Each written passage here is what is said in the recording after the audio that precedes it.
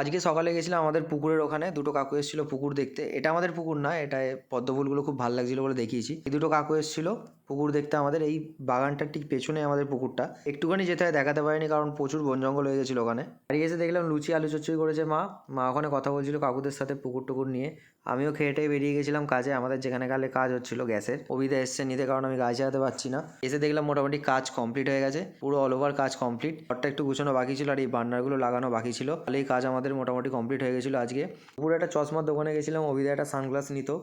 আমার এই ফ্রেমটা পছন্দ হয়েছে, কিন্তু আমার পাওয়ার আছে বলে আমি এটা অর্ডার দিয়ে এলাম, মানে পাওয়ার যেটা আছে সেটা করাতে দিয়ে এসেছিলাম। বাড়ি এসে ভাই দেখি বিরাট পড়াশোনা করছে, এখন অন্য চাকরিও করতে চায়, এই চাকরি আর ওর ভাল লাগছে না। বিকেলেও এসেছিলো অ্যাকচুয়ালি আমাকে নিয়ে যাওয়ার জন্য। একদিন এক্সরে রিপোর্টটা নেওয়া হয়নি, তাই ও আর আমি বললাম চ রিপোর্টটা নিয়ে আসি আগে।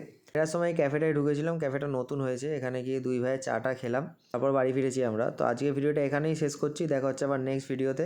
টিল দেন সবাই ভালো থেকো, সুস্থ থেকো, আর লাইক চ্যানেল সাবস্ক্রাইব করে দিও।